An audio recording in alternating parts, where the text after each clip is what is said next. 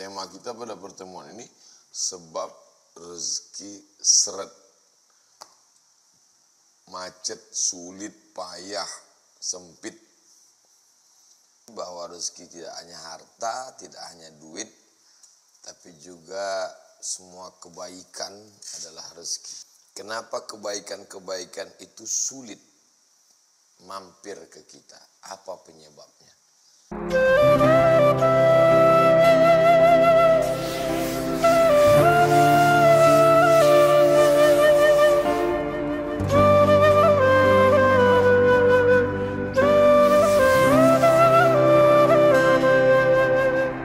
Tema kita pada pertemuan ini sebab rezeki seret, macet, sulit, payah, sempit. Bahwa rezeki tidak hanya harta, tidak hanya duit, tapi juga semua kebaikan adalah rezeki. Jadi yang masuk di sini, kenapa kebaikan-kebaikan itu sulit mampir ke kita? Apa penyebabnya?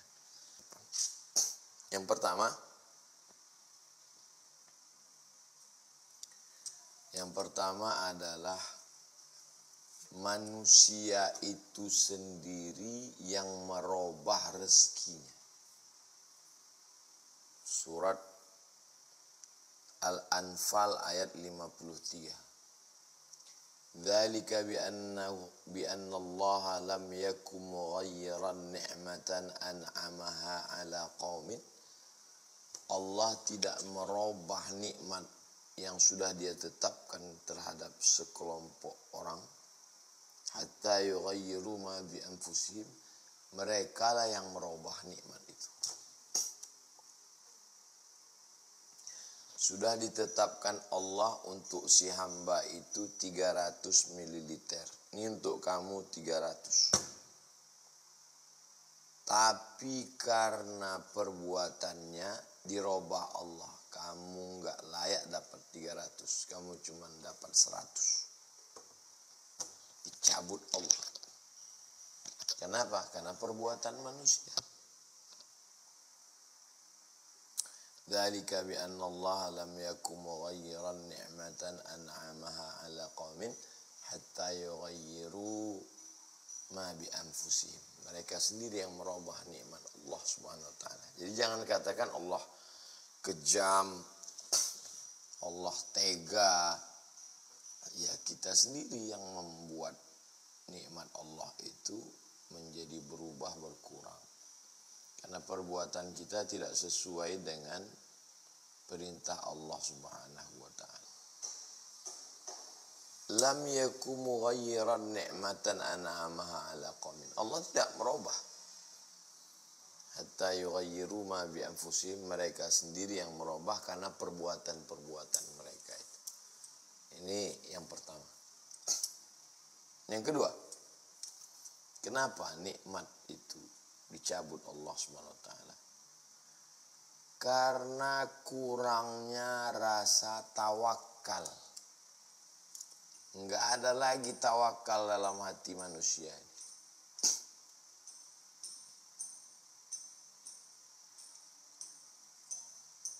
Ambil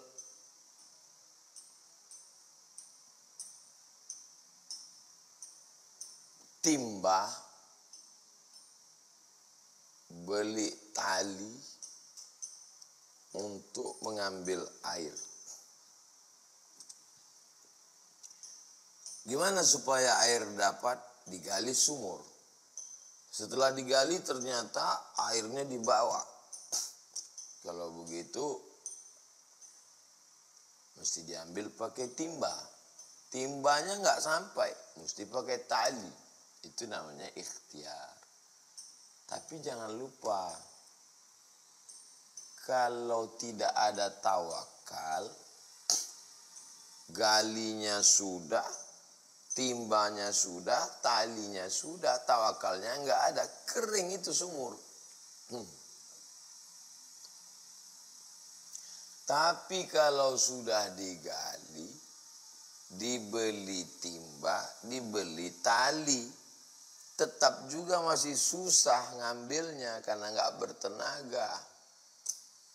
Nggak ada yang sulit bagi Allah. Bertawakal, tidur, besok pagi ngelihat airnya sudah naik. Kenapa? Hujan lebat. Naik sama-sama timbanya sekali ke atas. Tinggal ceduk aja. Nah itu, jadi begitulah gambaran tawakal. Jadi bukan tawakal itu artinya kok ya udahlah baring-baring aja di rumah, nggak ada usaha, nggak ada ikhtiar. Itu bukan tawakal namanya. Ada sahabat Nabi datang ke Masjid Nabawi, dia nanya ke Nabi, ya Rasulullah, itu hewan tunggangan saya, kuda, unta, bighal, keledai. Aqiluha wa atawakkal am utliquha wa atawakkal. Saya ikat dulu ke tiang korma, lalu saya bertawakal, atau saya lepaskan aja, saya tawakal. Sebetulnya pertanyaan ini enggak perlu ditanyakan ke Nabi. Tapi orang ini mau tahu gimana cara berpikir dalam Islam tentang tawakal ini. Apakah tawakal itu tanpa ikhtiar? Atau tawakal setelah ikhtiar? Nah itu sebenarnya pertanyaannya. Lalu apa jawab Nabi? Iqilha wa tawakkal. Ikatkan dulu, setelah itu baru tawakal. Inilah dalil Ahlus Sunnah wal Jamaah. Berusaha, berikhtiar, al-kasbu, menggerakkan semua potensi yang ada dalam diri, setelah itu baru serahkan pada Allah. Wa ufawwidu amri ilallah, saya bertawakal kepada Allah. Kalau betul-betul tawakal gimana? Lau tawakkaltum 'alallah haqqa tawakkuli. Kalau kamu benar-benar bertawakal kepada Allah sebenar-benar hakikat tawakal, la razaqakum kama ruziqat tayr. Kamu akan diberi rezeki seperti seekor burung dapat rezeki. Bagaimana seekor burung dapat rezeki? Taghdu khimasan.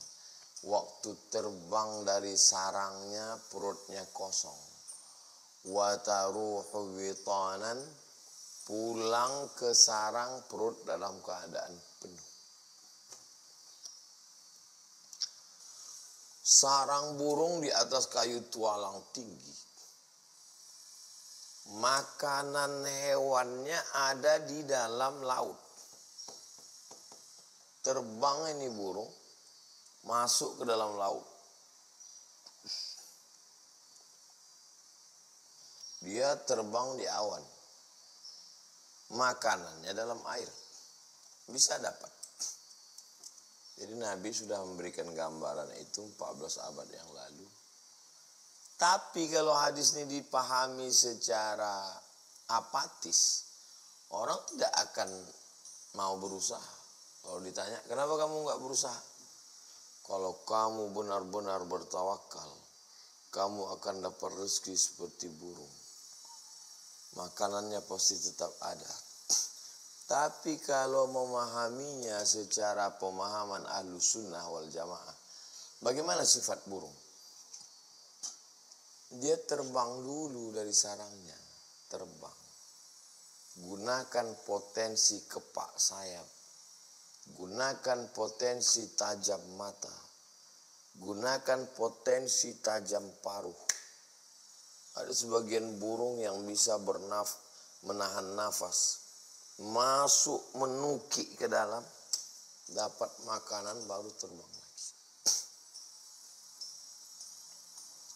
Ada burung elang Raja Wali yang makanannya adalah madu lebah. Lebah tahu sendiri ganas. Dia terkam itu sarang lebah, dia kepakkan, terbang lebah baru dia ambil. Dari sejak zaman Nabi Adam sampai Adam Smith, yang namanya burung itu nyari makannya itu cuman pakai kepak sayap dengan paruh. Lalu kenapa kita tidak berusaha? Jadi kenapa rezeki itu diambil Allah? Karena kurangnya tawakal. Apa beda orang bertawakal dengan tidak bertawakal? Kalau orang bertawakal, setelah dapat rezeki, dia akan bilang, rezeki ini dari Allah. Kalau orang tidak bertawakal, setelah dapat, dia bilang, innama utituhu ala ilmin indi. Seperti ucapan Qarun, saya dapat ini kan karena otak saya, karena manajemen saya, karena kemampuan saya. Innama utituhu ala ilmin indi. Egonya besar. Itu kalau pas lagi untung. Bagaimana kalau pas lagi buntung? Orang bertawakal, dia akan mengatakan rencana Allah lebih indah. Ini rencana saya belum diterima Allah, tapi Allah punya rencana lebih indah untuk saya. Dia tunda supaya saya lebih siap aja. Selalu husnuzon. Orang yang tidak bertawakal mau nyalahkan ini, lama-lama nyalahkan diri, stres, depresi, anxiety, mati. Nah, jadi pentingnya bertawakal. Yang ketiga, kenapa rezeki itu jadi seret? Walau anna ahlal qura aman, seandainya penduduk negeri itu amanu, beriman. Walau anna ahlal qura, qura dari kata qaryah, kampung. Seandainya penduduk kampung ini amanu, beriman, wattaqau, bertakwa. Allah cuma minta dua, enggak banyak. Amanu, beriman, wattaqau, bertakwa. Allah balas dua. La fatahna alaihim barakatin, barokah, minas sama, dari langit, wal ard, dari bumi. Walakin kadzabu, tapi ketika mereka mendustakan ayat-ayat kami, mereka bohong, mereka dusta, mereka enggak sholat, mereka enggak bertauhid, mereka syirik, mereka musyrik, mereka munafik, mereka minum khamar, mereka berzina. Akhaznahum, kami cabut nikmat itu.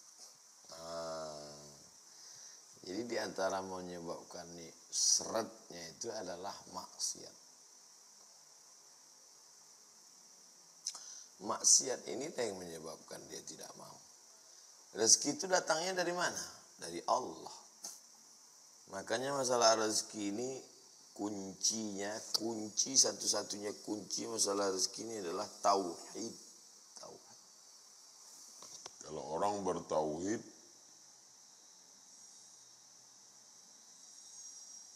pas lagi melambung tidak sombong, pas lagi jatuh tidak murung. Kenapa? Karena dasarnya tauhid. Ini dari Allah semua. Ini punya siapa, Pak? Ini titipan dari Allah. Ini rumah, ini titipan dari Allah. Ini mobil, ini dari Allah. Kalau gitu disedekahkan ya, Pak? Ya, kalau gitu cuman ngomongnya aja dari Allah. Kalau memang dari Allah, ya keluarkanlah hak-hak Allah. 2,5% zakat, infak wakaf sodakohnya, kadang nggak sesuai juga. Nggak sesuai antara ucapan dengan perbuatan. Lain di mulut, lain di tangan. Nah, maka di antaranya kenapa rezeki itu macet, ya karena yang memberi rezeki itu dikhianati.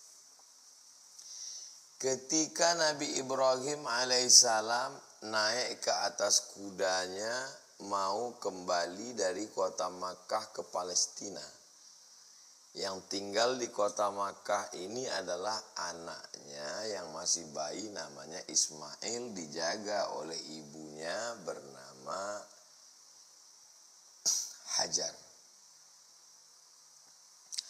Lalu kemudian Hajar memegang ujung jubah Ibrahim.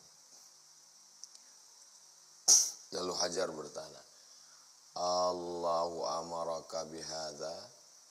Apakah Allah yang menyuruh engkau meninggalkan kami di sini di tanah bukit panas kering kerontang, nggak ada apa-apa ini?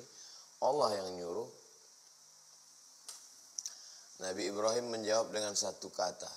Nabi Ibrahim nggak ada mengatakan sabar ya ini perintah Allah, nggak. Dia cuma mengatakan na'am, ya. Terus apa kata Hajar? Idzan lan yudayyi'ana. 4 kata. Idzan, jadi kalau begitu, lan tidak akan, yudayyi'ana, dia tidak akan menyia-nyiakan kami. Hai Ibrahim, silakan engkau pergi, karena yang meninggalkan kami ini adalah pencari rezeki. Kamu kan pencari rezeki. Sedangkan yang menemani kami di sini adalah sang pemberi rezeki. Kira-kira kalau suruh pilih, mau bersama pencari atau pemberi? Ya tentu aja kita yang berakal sehat, kita mau bersama pemberi. Ngapain sama pencari? Pencari belum tentu dapat. Mau bersama pemberi kerja atau pencari kerja? Pencari kerja masih ngelamar, bisa dapat, bisa tidak. Pemberi kerja, dia yang punya kerja, dia yang nyuruh orang kerja, dia yang menggaji orang. Yang meninggalkan kami di sini ini pencari. Silakan pergi pencari. Yang bersama kami di sini adalah pemberi. Allah SWT. Idzan lan yudayyi'ana. Kalau begitu dia tidak akan menyia-nyiakan kami. Jadi kuncinya adalah iman, takwa. Percaya Allah ada, percaya malaikat ada, percaya kitab ada, percaya Rasul ada, percaya hari kiamat ada, percaya ada takdir baik, takdir buruk. Sudah percaya? Percaya. Kalau sudah percaya ada efeknya. Kalau sudah percaya sama Allah, tidak zina, tidak pacaran, tidak riba, tidak ghibah, tidak namimah, tidak khamar, tidak sabu-sabu. Terus bagaimana kalau orang percaya sama Allah, mabuk-mabuk juga? Bisa jadi munafik, bisa jadi kafir. Munafik itu wa idza laqul ladzina amanu qalu amanna. Kalau ketemu sama orang beriman, kami beriman. Wa idza khalau ila syayatinihim qalu inna ma'akum innama nahnu mustahzi'un. Kalau ketemu sama orang kafir, ya kita satu geng. Terus satu geng sama kafir apa sama beriman? Iya sama kafir. Kemarin ngapain sama orang beriman? Innama nahnu mustahzi'un. Kami ngejek-ngejek mereka aja. Main-main aja. Munafik. Nauzubillah. Jadi coba seimbangkan antara iman, keyakinan, kepercayaan, akidah. Lalu efeknya pada perbuatan. Perbuatannya itu adalah amal soleh, ketakwaan kepada Allah Subhanahu wa ta'ala.